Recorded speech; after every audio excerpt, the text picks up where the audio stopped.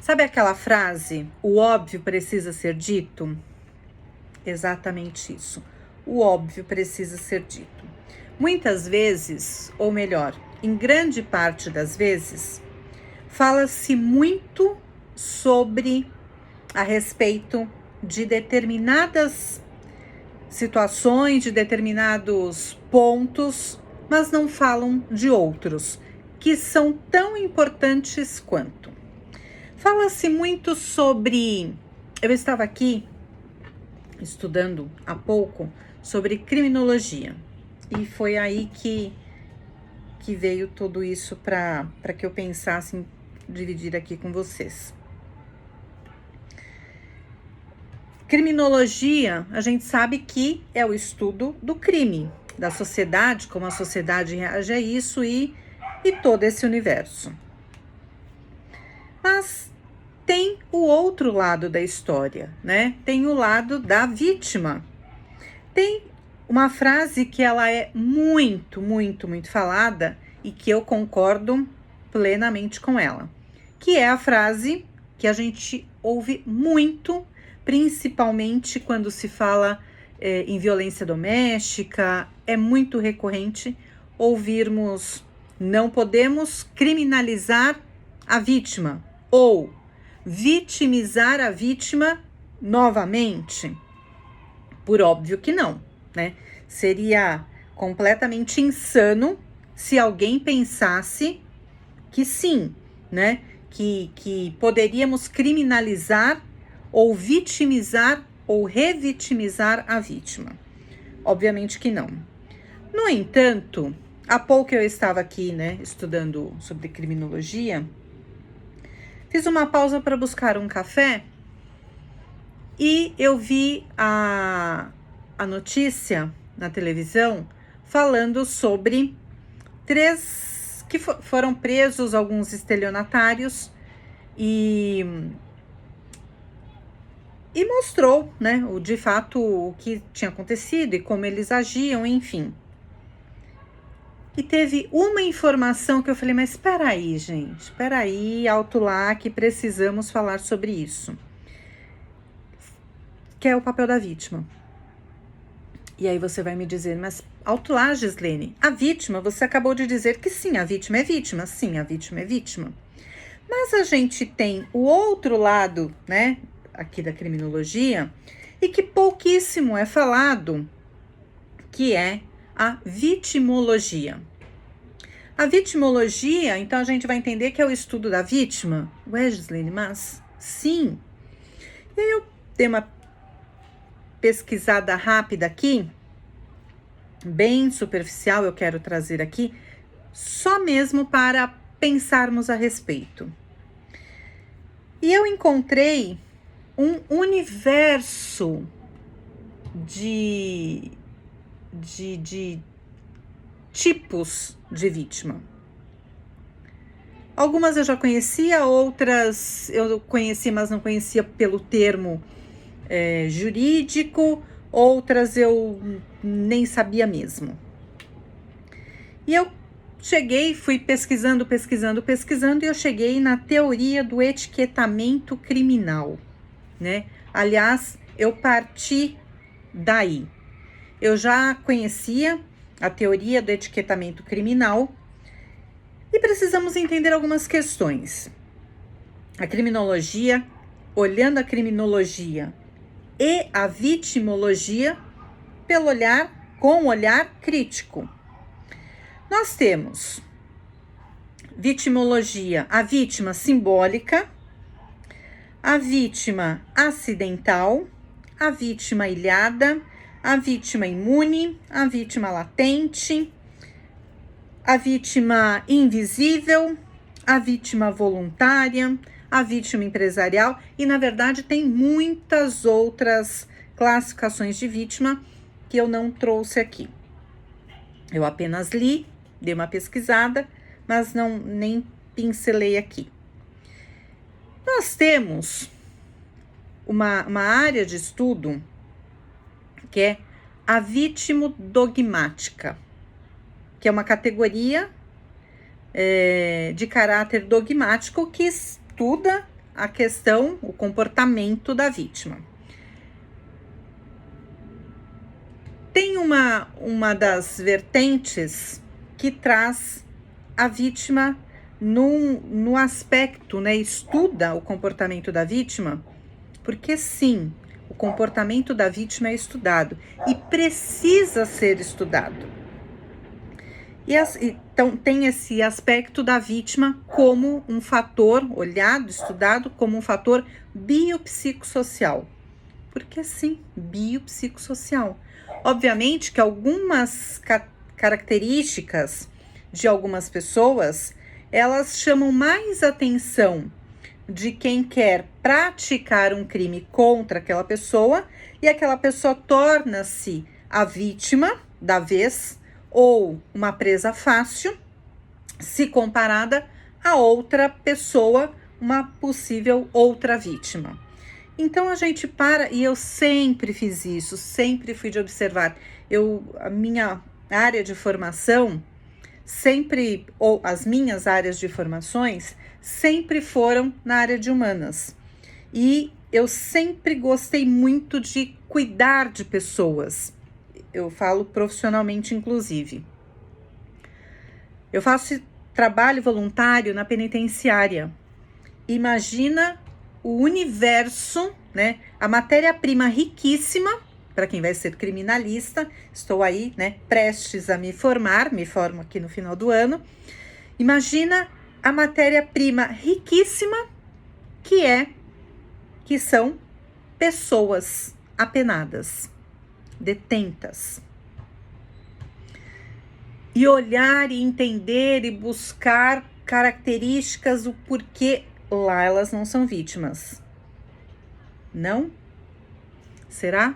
Será que não? Enfim. Mas, olhando também o lado da vítima. Por que aquelas pessoas que estão ali apenadas, elas escolheram fazer, né, das suas vítimas? Porque elas e não outras. É a fragilidade, é a vulnerabilidade, é aquele ditado que nós bem conhecemos, que a ocasião faz o ladrão e a ocasião faz a vítima. Podemos, né, fazer aí um paralelo? Penso que sim. E o que me chamou a atenção para toda esta conversa, como eu disse, foi a notícia que mostrava a prisão de um grupo de estelionatários. Mas teve uma fala que falei, não é possível, né? É isso que precisamos falar. E as pessoas não gostam de tocar nesse assunto, parece que tem um certo receio, um certo tabu, justamente para não contrapor a frase que eu já mencionei, que ela é falada aos quatro cantos do mundo, que não podemos vitimizar a vítima ou revitimizar a vítima, ou culpabilizar a vítima. Mas, nesta prisão desses estelionatários, eles tinham contato com as vítimas, eram homens os estelionatários eram homens, e eles conheciam as vítimas, mulheres, por meio de aplicativos de relacionamentos. E começavam a conversar com essas mulheres e iam, enfim, aquela conversa toda que todo mundo sabe qual é o modus operandi. E o detalhe, depois de muito conversar, isso durava um tempo, né? Dias, meses, até que ele sentia qual era o momento. Uma das minhas formações, a minha primeira graduação é em letras, e uma das minhas formações é em sexologia, e uma outra formação em neurociência e em capital humano. Juntando tudo isso, e tem algumas outras aí, mas juntando tudo isso, é olhar e fazer o raio-x da pessoa. Tem muitos estudos e eu trabalho com esta área, né? Que é muito mais fácil, eu ia falar é muito fácil, mas é muito mais fácil. Estelionatários, por exemplo, não necessariamente, mas vamos pegar o golpista do Tinder, eu acho que todo mundo conhece ou assistiu até uma série que tem na Netflix. Qual é o perfil? São mulheres fragilizadas, carentes, pós-divórcio,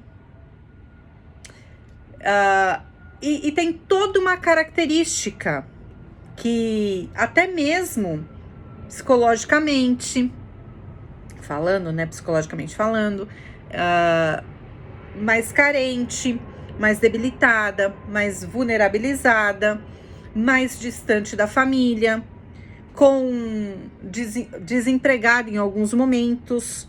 E aí você fala, mas uma pessoa desempregada, mas ela pode ter dinheiro, ela pode ter,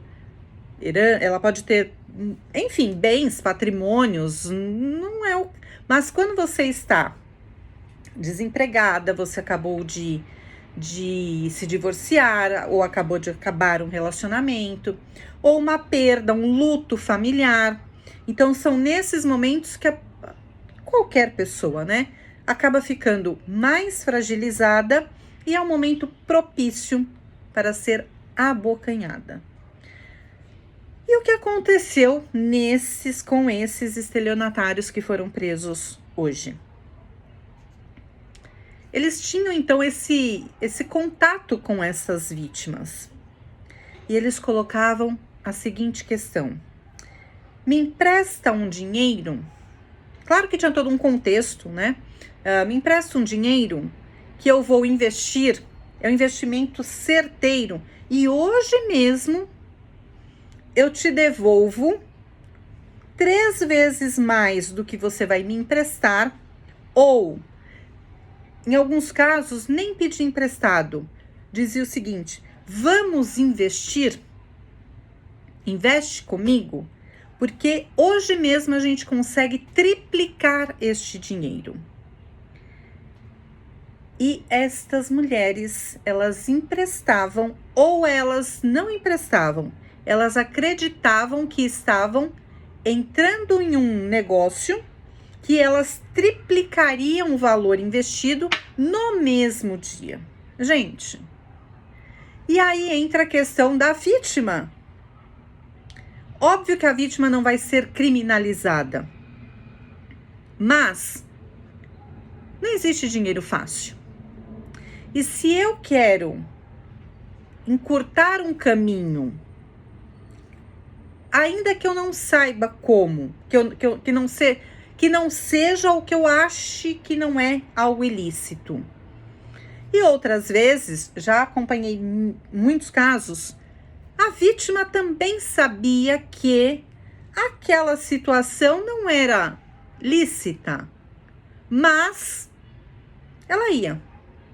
E quando ela via que realmente perdi tudo, aí sim ela resolvia buscar os direitos dela. A pergunta que fica: e se não tivesse dado errado? Logo, aí você vai me responder: ué, mas aí, Gislene, ela não seria vítima. Sim, ela não seria vítima, mas ela seria o quê? Cúmplice. Não é? Então, isso de hoje mesmo você vai ganhar 3 vezes mais. Esta vítima é tão vítima assim? Fica aqui a pergunta. Pergunta não, a reflexão. Eu encontrei vários, né? Mas eu pincelei alguns casos aqui. A vítima acidental. Vamos entender que não houve má fé. Não houve má fé para a vítima ser vítima. Parece conversa de doido, né? Mas esta é uma vítima acidental. E o que traz, né? Uma vítima acidental é a que teve ausência de observação do dever de cuidado. Cuidado de quem? Autocuidado. ela não se cuidou, ela não se protegeu, ela não observou, ela não teve o mínimo de cuidado para com ela mesma, e ela se tornou uma vítima acidental, mas sim, devido a quê? A ausência do dever de cuidado. Depois tem a vítima ilhada. Ela está muito ligada a golpes ligadas a relacionamentos mesmo, afetivos, enfim, tipo o golpista do Tinder. A vítima ilhada, ela se afasta das relações sociais, ou ela já está afastada das relações sociais, como eu já trouxe, que é a minha área de atuação hoje, né? Que são os relacionamentos. Atuo nessa área. E o que acontece? Assim como também acontece nas violências domésticas, por exemplo, onde é muito comum que se afaste a vítima ou a possível vítima, afastar das relações sociais, da familiar, profissional, e tornar o algoz, ele vai ser o próprio protetor, né? Por quê? Porque não vai ter mais ninguém. Esta vítima, ela está ilhada. Todos os que poderiam estar no convívio ou no seu entorno, elas foram afastadas. Então, esta é a chamada vítima ilhada. Temos a vítima latente, que é uma vítima nata. Ela quase que se coloca numa situação que ela contribui, isto é o prato cheio para quem, sabe aquelas pessoas que não querem entender o óbvio? Ela quer ir por outro caminho, isso aqui é um prato cheio. Mas a vítima latente, ela passa a se colocar como vítima e ela produz diretamente, conjuntamente, a produção do resultado devido ao comportamento que ela tem de não se perceber mesmo, né? De ter que tomar cuidados, precauções que ela não toma. Então, por exemplo, eu vou caminhar, eu resolvo fazer caminhada num lugar ermo, com pouca ou sem nenhuma iluminação, com histórico numa localização na cidade, com histórico completamente devastador, com histórico de roubos, de estupros, de todos os crimes.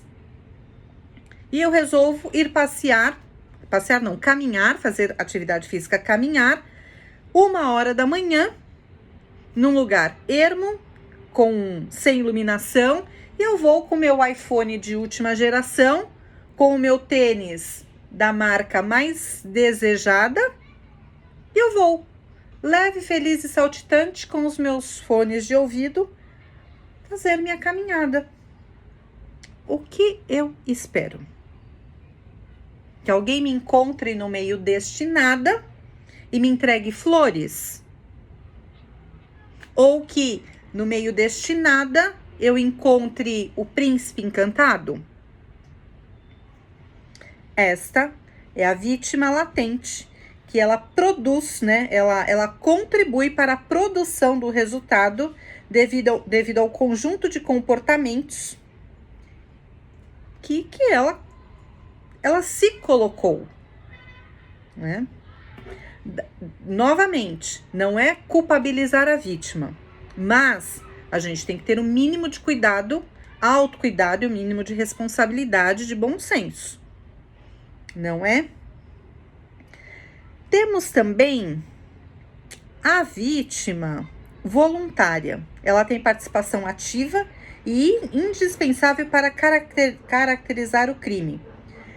E aí ela é colocada dentro do estudo da vitimologia como ela é tão culpada quanto o infrator.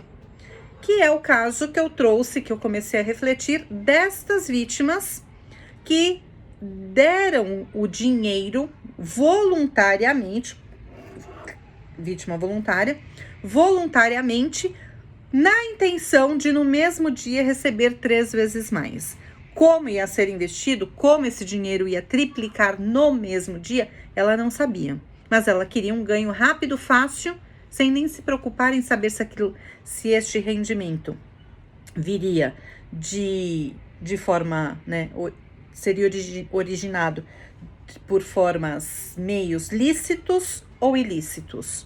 Então, esta vítima, ela é uma vítima voluntária. Ela é tão responsável, aqui no estudo diz culpada, eu vou trocar o culpada por responsável. Tão responsável quanto o infrator. Eu quis levar vantagem. Agiu de boa fé? Gente, alto lá. Não dá para dizer que eu acredito, eu nem pergunto como, de onde, de que jeito, mas vou me dar bem? Você vai triplicar, eu vou te dar 100 mil, você vai voltar aqui no final da tarde com este 100 mil triplicado? Eu nem ouso, nem quero saber como, quando, de onde. Não, né? Então não dá para dizer que sou tão vítima assim, tão inocente que eu não sei de onde veio e nada. E tem aqui algumas características que me chamam bastante atenção, que é a vítima simbólica. E eu fui estudando, obviamente que é uma área que eu pesquiso, mas ela tem alguns nomes diferentes, tem algumas pequenas características distintas, mas eu vou ousar colocar no mesmo grupo, porque tem características muito próximas e pequenos detalhes diferentes. Então, eu vou colocar a vítima simbólica. A vítima simbólica, ela também é conhecida como vítima invisível. A vítima simbólica e a invisível, eu vou colocar junto com a vítima imune. Porque simbólica e invisível são sinônimas, né? São tratadas conjuntamente. E a imune, ela tem uma outra classificação aqui, um outro subitem, mas ainda assim eu vou me atrever a colocar junto. Imune, vítima simbólica e vítima invisível. Quem é a vítima invisível ou esse trio aqui? É característico ela é vítima de violência não física e ela se manifesta de uma maneira diferencial, porque existe poder envolvido. E ela tem poder entre grupos sociais de maior poder social. E ela tem poder sobre as pessoas que são subordinadas a ela. A grosso modo, podemos entender mais ou menos, 1000 aspas aqui, como os crimes de colarinho branco e outros na mesma esteira. Então, é a vítima que ela nunca acredita, ela acredita que ela nunca vai ser vítima. Afinal de contas, ela faz parte de um grupo social, socioeconômico, cultural seleto, bastante seleto, e que é revestido de poder. E ela tem o poder e tem, então, hierarquicamente, ela tem poderes. E também, hierarquicamente, ela também está num patamar elevado. Logo, ela acredita que se há alguém que será a vítima, serão aquelas pessoas que estão hierarquicamente abaixo dela, os subordinados, e hierarquicamente abaixo também, no sentido do coletivo, do social, já que elas fazem parte de um grupo restrito, seleto, elaborado. A régua para elas está mais acima. Então, estas são as chamadas vítimas simbólicas, que esse conceito veio do sociólogo, o Pierre Bourdieu. Então, ele traz esta visão, na verdade, ele, né, são alguns conceitos, eu estudei muito Bourdieu no Capital Erótico, no Capital Social, numa das minhas formações, que foi MBA em Gestão Estratégica em Capital Humano, e aí eu fui, né, fazendo toda esta abordagem, e aí, claro que tinha que estudar pessoas, comportamentos, inclusive aparência. Obviamente que uma mulher sempre vai ser mais fácil de ser colocada como vítima, ser feita de vítima, a um homem, até mesmo por conta de, fisicamente, lembra que eu falei do biopsicossocial? Então, o homem, ele é mais forte, uma mulher mais alta, mais forte, obviamente que ela pode ser vítima, obviamente que qualquer pessoa, em qualquer situação, mas se tiver no mesmo lugar e, né, bom, vamos escolher a vítima da vez, vão olhar aquela mais fragilizada, mais fraquinha, mais miudinha, mais vulnerabilizada, né? Mas que aparentemente a gente já tem esse olhar, fala que ela é mais tímida. Basta meia dúzia de olhares. Ou crimes virtuais, né? Digitais, basta a gente dar ali um olhar 5 minutos, nem isso. 2 minutos nas redes sociais. Aquela pessoa que é mais expansiva, aquela pessoa que ela fala mais alto, aquela pessoa que ela vai gritar e que apesar de falar não reaja, ela vai reagir e ela vai dar trabalho, ela vai chamar atenção. E tem aquela outra que ela é tímida, que você vê, você fala bom dia, ela abaixa a cabeça e fala bom dia. Qual é seu nome? Gislene. Não escutei, não entendi. Gislene, né? Estas pessoas, então, como eu falei, eu trabalho, né, com a minha matéria-prima são pessoas. Então, são pequenos detalhes, são pequenos gestos no olhar, no portar-se mesmo. Isso vale para absolutamente tudo. Para uma entrevista de emprego, para um relacionamento, para um date, por que não valeria, né? Não valeriam as mesmas características para ser analisado para uma vítima.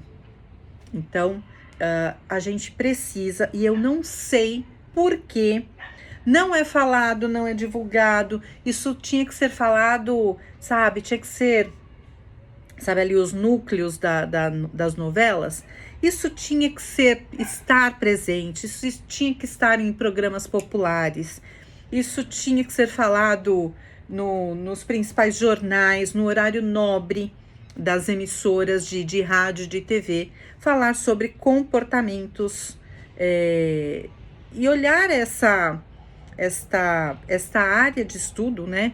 O estudo da vítima e compreender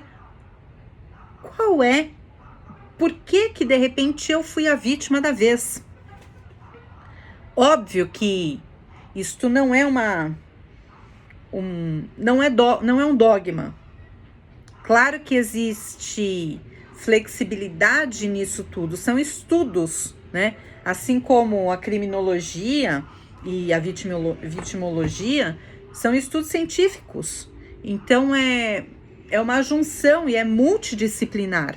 Então você vai pegar as leis, você vai pegar o Código Penal, você vai pegar a psicologia, você vai pegar a sociologia, a filosofia, você vai pegar tantas outras áreas, e como no meu caso, né, que venho de outras áreas, mas que a matéria-prima é só uma, é gente, é o ser humano. E aí a gente vai tendo uma sintonia fina. é disso que precisamos. Então, era só uma reflexão longe, mas muito longe de esgotar esse assunto, que na verdade eu trouxe apenas uma breve pincelada da teoria do etiquetamento criminal e da vitimologia, que obviamente não dá para separar da criminologia. É isso que faz o direito, e eu sou apaixonada pelo penal, né? É isso que faz trazer o brilho aos olhos, fazer brilhar os olhos quando a gente fala de criminologia, quando a gente aborda toda essa questão.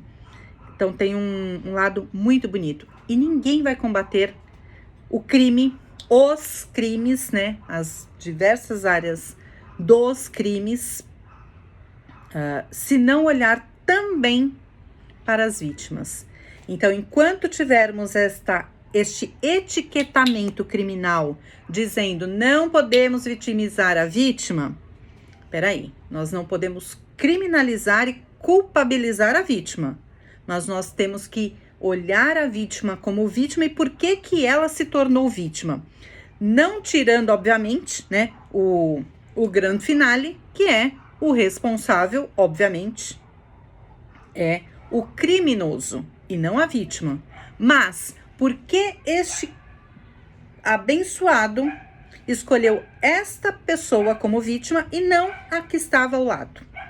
Porque esta casa foi a escolhida e não a casa em frente, que era exatamente o mesmo padrão. Por quê? O que tinha? Era um cachorro, né? Que ia fazer um alarde? Era uma cerca? Era uma câmera? Era o quê? Era um portão que já estava sendo observado ali, que ele era barulhento ao abrir, que ele rangia e que ao abrir aquele portão de madrugada para furtar o automóvel que ali estava, iria chamar muita atenção, porque lá na outra ponta, a 30 metros daquela residência, fica uma guarita com um segurança à noite. Sem arma, sem nada, mas a gente sabe que fica. Então, mas a casa em frente tem o mesmo padrão, inclusive tem um carro igual, de valor semelhante. E é muito mais fácil, o portão não faz barulho, ou não tem câmera, ou não tem cachorro, ou as pessoas daquela casa que moram ali estão viajando, ou é uma pessoa idosa, uma pessoa com mobilidade reduzida. Por quê? São pessoas que dormem mais cedo, são pessoas que dormem mais tarde, são pessoas que acordam mais cedo, são pessoas que acordam mais tarde. Quando a gente pega a criminologia e a vitimologia para estudar e vai casando essas informações, é um universo apaixonante. Apaixonante de entendermos como é que... Porque o resultado é um crime. Um crime, um criminoso e uma vítima. Mas, em verdade, tudo isso é comportamento humano. Tanto do criminoso quanto da vítima. Então, E por isso que eu sou tão apaixonada por essa área, porque, como eu já disse, é minha área de estudo e de trabalho e de pesquisas de uma vida inteira. E, enfim, tem muito, muito, muito, muito que se estudar, principalmente começando pela teoria do etiquetamento criminal. A gente abre um universo, assim, de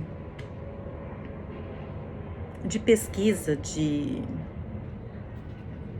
eu sou suspeita para falar, porque eu sou muito apaixonada por pessoas. E tem gente que diz assim, eu sou apaixonada por pessoas, eu sou apaixonada por gente. Só que aí, e também é uma escolha, também tá tudo certo. Mas aí é faz um recorte só de pessoas brilhantes, sabe? Aquelas estupendas, com resultados e projeções estupendas na sociedade. É um recorte. E aí, obviamente, é a imensa maioria que vai para este recorte. Para o recorte menos bonito, para não dizer feio, vão pouquíssimas, raríssimas pessoas, para não dizer quase ninguém se interessa por esse olhar, por essa área. Entretanto, quando a gente olha, pesquisa, se debruça sobre esta outra parte, vou trazer como uma parte obscura, a outra como brilhante, os resultados que teremos aqui, eles vão impactar a sociedade como um todo, inclusive aqueles que sequer querem ouvir falar sobre o outro lado da história, aquele que as pessoas levantam a ponta do tapete para jogar a sujeira para baixo. É isso. Espero ter, pelo menos, puxado assim uma pontinha aí do fio, né? A pontinha do fio da meada, para que a gente possa refletir que existe muito mais coisas nesta área e que, se não olharmos nas entrelinhas, nunca vai ser combatida a criminologia. Pode aumentar as penas, pode torná-las mais severas, pode colocar câmeras, usar a tecnologia, aumentar o policiamento. Vai ajudar muito. Vai reduzir muito. Ou não. Ou não, porque a gente vê, pega o último fórum da criminologia, né, o último relatório, e a gente já aparece assim no lado esquerdo uma tarja vermelha das violências domésticas, por exemplo. Parece uma tarja vermelha assim do lado esquerdo da tela, mostrando todas as áreas tiveram aumento. E aí a gente pega a Lei Maria da Penha, por exemplo, nos últimos tempos, anos, e a gente vai vendo o quanto foi trabalhado em cima dela, o quanto foi melhorado, o quanto foi aprimorado, o quanto foi colocado de questões ali, o quanto de severidade foi colocado, aumentado nas penalizações, para termos uma tarja vermelha, todas as áreas dos ilícitos ali, dos crimes, aumentaram. Então, não é só tornar as penas mais severas. Claro que a base, eu sempre falo, bom, eu vim da educação. A base, inquestionavelmente, indubitavelmente, é a educação. Mas, e o que mais? Só punir, a gente já viu que isso não dá um resultado esperado.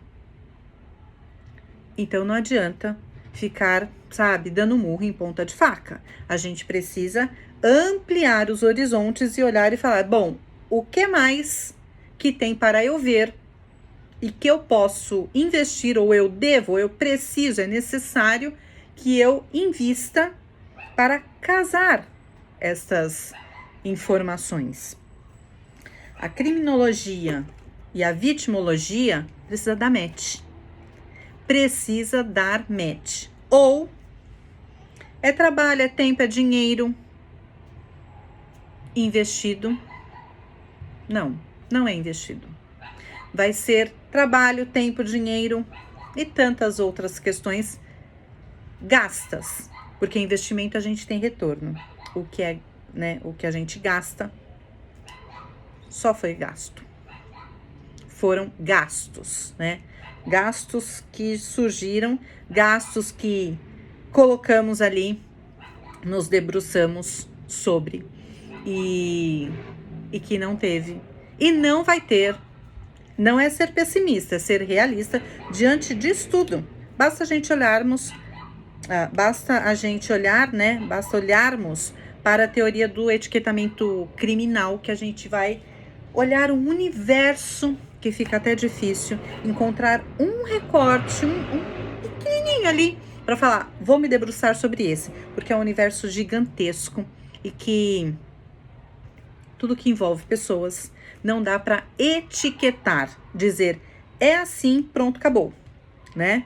Haja vista, se assim fosse, teríamos a letra fria da lei, nem precisaríamos de juízes, nem de todas as outras esferas ali, né? Até chegar na última instância para julgarmos, porque já estaria escrito, aliás, já está escrito.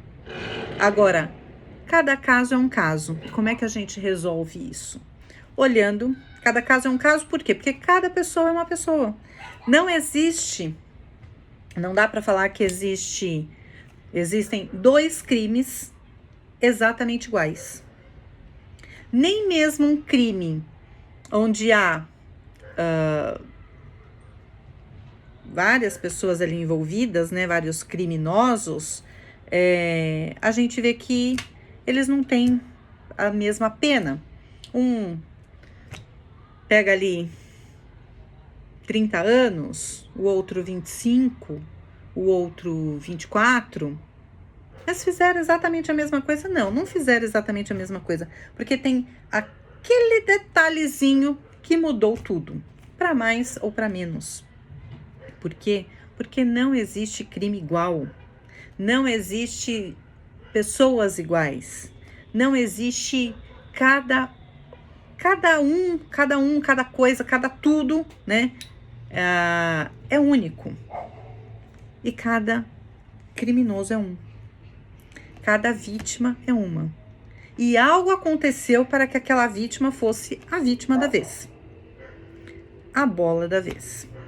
A gente só precisa entender o que é que eu fiz para me colocar naquele lugar que eu nem sei, e muitas vezes, a imensa maioria das vezes, a pessoa se torna vítima, nunca ninguém falou nada para ela, nunca passou pela cabeça dela pensar a respeito, e ela passa o resto da vida, 10, 20, 30, 40, 50 anos, sem sequer saber que poderia ter sido diferente, né? Por exemplo, quem é que vai na Praça da Sé, aqui em São Paulo, com joias?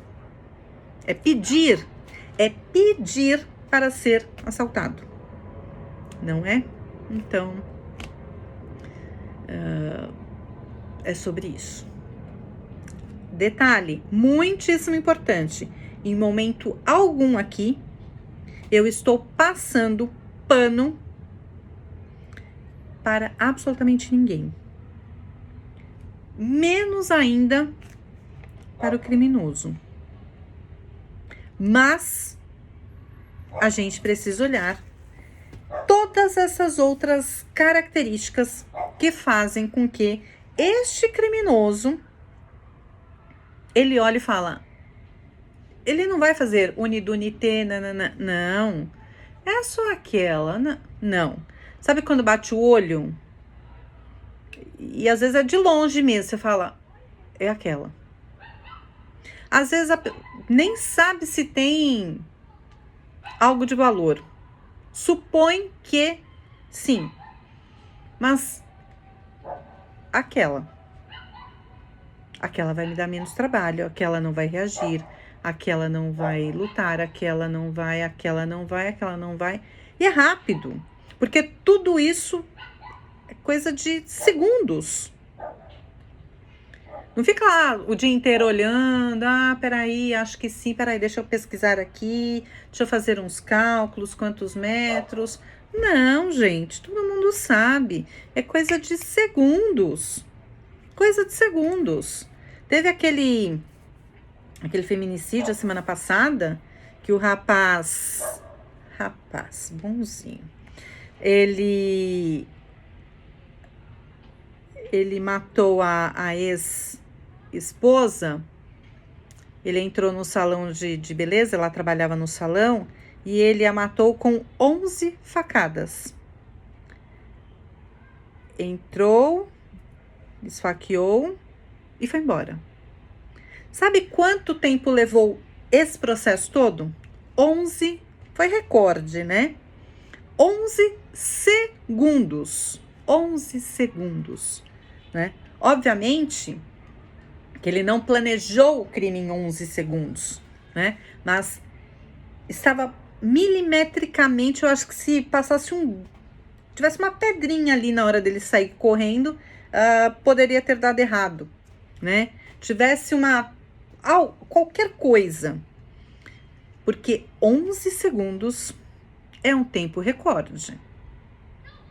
Ele pode ter ficado meses planejando, mas a efetivação, 11 segundos. Isso não foi estratégico? Claro que foi. Claro que foi. Quando a gente chega em um restaurante, tem gente que fala que é uma questão de etiqueta. Não é só uma questão de etiqueta. Mas está um casal, tem uma mesa, a porta do restaurante para a rua está aqui. Para onde vai sentar, virada para onde vai sentar a mulher? Em tese, que diz, a mulher senta de costas para a rua. Eu falo, nossa, mas a mulher é tão, né, de costas para a rua? Sim, porque o homem senta de frente para a rua. Então, é a visão. Você entra quando você tem um mínimo de malícia, né? Você entra no restaurante, você senta em qualquer lugar que esteja ali uma mesa disponível. Tem 5 mesas disponíveis. Você vai sentar em qualquer... esse daqui porque tá pertinho do ventilador. Né? Ou, pode ser também, não tem problema nenhum. Mas quando você tem esse olhar de segurança... Tá, o ventilador, mas... Por exemplo, quando você entra em um cinema, em um teatro, em uma casa de shows, o que você faz? Você já não olha? Eu olho. Onde é que está a porta de emergência? Deixa eu ver, né? Tá, eu posso sentar lá na última fileira, que foi o meu assento lá onde eu comprei o meu ingresso. Mas é aquela coisa, você senta, dá aquela rastreada, 10 segundos, tá? Ok, você precisa, né? Tá. Na verdade, é tão instantâneo e automático que a gente não pensa se acontecer alguma coisa. Mas você já entra, bate o olho, porta de segurança, tem uma ali, tem outra aqui. Tá. Ou, olhei, não tem? Peraí, deixa eu descobrir aqui onde é que tá isso. Então, é sobre isso. Todo cuidado é pouco. Todo cuidado é pouco. E a gente não podemos nos dar ao luxo de contar com a sorte ou com as leis, com as autoridades, com a justiça, ou contar com o azar de será, meu Deus, vale também a reza, a mandiga, o paz, qualquer coisa aí que você queira, vou me proteger. Tá valendo tudo. Acende vela, reza, vai pro terreiro de umbanda, de candomblé, faz lá o que você achar que deve fazer. Mas a gente tem que ter. Não podemos ser essa vítima latente. Não dá para ser essa vítima acidental que faltou o dever de cuidado, de autocuidado, de preservação, né? Então, são pequenos detalhes que não é garantia de que vai dar tudo certo ou que nada de errado vai acontecer. Mas, fazendo tudo certo ainda pode dar errado. Imagina se simplesmente entregarmos na mão de Deus e achar que é só na casa do vizinho. que as coisas dão erradas. Por quê? Porque o vizinho também vai pensar que é só na casa do vizinho que as coisas dão erradas, e nesse caso, o vizinho é você. Espero que tenha trazido assim uma curiosidadezinha para você pensar a respeito.